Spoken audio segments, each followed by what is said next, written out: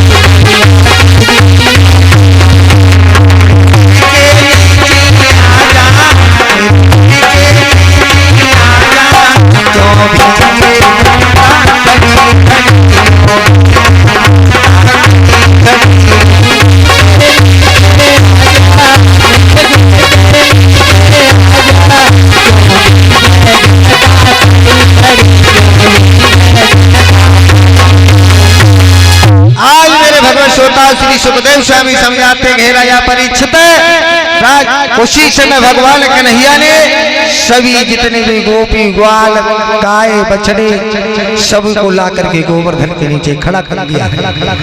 आज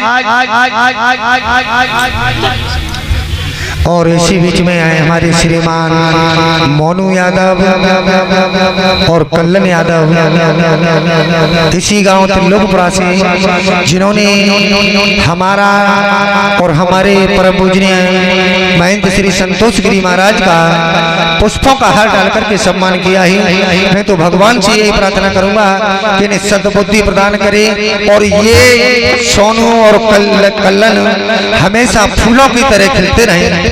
जैसे इन्होंने खिलते हुए फूलों का हार हमारे और संतोष गिरी महाराज के गले में जो डाला है, तो ऐसे ही फूलों का खिलते हुए हार के साथ ये अपने घर परिवार गांव के साथ में ऐसे ही फूलों की तरह खिलते रहे। बोलो गोविंद भगवान की, बोलो संतोष गिरी महाराज की।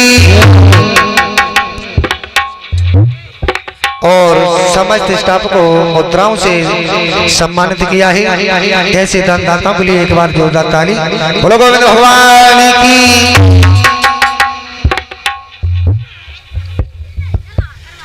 आ जाइए मेरे भक्तों, आज जैसे ही ये जल बरस रहा है तो इतनी तेज जल बरस रहा है मेरे भक्तों, लेकिन गोवर्धन इतना गर्म हो गया कि जितना भी पानी बरसता है वो भाप बन करके तुरंत वापस लौट जाता है। एक बूंद उस ब्रजमंडल पर नहीं आई। एक दिन नहीं, 2 दिन नहीं, 7 दिन तक वर्षा हुई। 7 दिन में एक बूंद उस वृंदावन के ऊपर नहीं आई। जब ये सभी मेघमालाएं हलास हो गई, लौट करके पहुंची है, प्रभु मैंने 7 दिन से बराबर वर्षा की है, बरसाते बरसाते थक गए, लेकिन वहां पर कोई असर नहीं पड़ा। मेरे भक्तों, उसी समय इंद्र ने सोचा कि कोई अवतार हो गया भगवान का। उसी समय एलावत लेकर के पहुंचा है और जाकर के भगवान को नतमस्तक किया। कहने लगे, प्रभु मैंने तुम्हें पहचान नहीं पाया, इसलिए मुझे क्षमा करें प्रभु, मुझसे भूल हो गई। आज इंद्र को क्षमा किया। इंद्र को भी घमंड था, इंद्र के घमंड को चूर किया, सारे लोगों को बाहर किया है। सभी लोग आनंद से रहने लगे ही, लेकिन भक्तों गोवर्धन को भी अहंकार था। गोवर्धन को भी अहंकार था। एक बात और बता दूं कि ये गोवर्धन कौन था। देखिए, जिस समय भगवान श्री राम मैया सीता की खोज के लिए जा रहे थे, तब समुद्र पर सेतु बंधने के लिए पत्थरों की जरूरत पड़ी, पर्वतों की। तो ये पर्वत को लेने के लिए हनुमान जी पहुंचे ही। तो हनुमान जी ने जैसे ही उसे उठाया है गोवर्धन पर्वत को, उसी समय ये गोवर्धन पर्वत कहने लगा है कि भैया हनुमान हमें ले तो जाना, जो हमें भगवान श्री राम के कार्य में लगाओ। अगर भगवान श्री राम के कार्य में नहीं लगाया, अगर हमें यहाँ से ले जाकर के हमारे परिवार से छोड़ करके बीच में छोड़ दिया, तो मैं न घर का रहूंगा न घाट का, कहाँ के लिए जाऊंगा। हनुमान जी कहने लगे भैया हम तुमको लेकर के जा रहे हैं और भगवान श्री राम ने मंगाया है, आपको कार्य में लगाया जाएगा। मेरे भक्तों हुआ क्या, हनुमान जी इधर लेकर के आ रहे थे, जैसे ही इस वृंदावन में आए हैं वैसे ही उस पुल का कार्य पूरा हो गया। भगवान श्री राम ने कहा है कि जो जहां पर पर्वत लेकर के आ रहा है उसे वहीं पर रोक दो, यहाँ पर कार्य पूरा हो गया। हनुमान जी ने वहीं पर रखा है। उसी समय गोवर्धन कहने लगा भैया हनुमान तुमने मेरे साथ में अन्याय किया है, मैंने तुमसे पहले ही कहा था तुम हमारे परिवार से मत छोड़ना, लेकिन आज तुमने हमें हमारे परिवार से छोड़ दिया।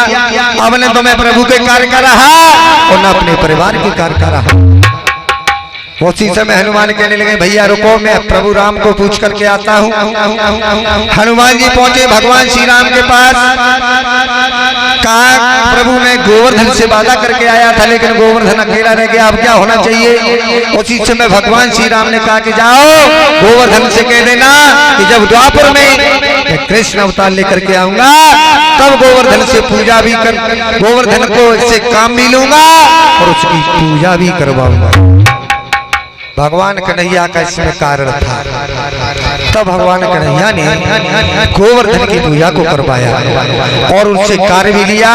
तो गोवर्धन को भी एक घमंड था कि हम सच्चे भक्त हैं, जो स्वयं भगवान ने हमसे कार्य भी लिया और मुझे भी पूजा भी करवाई।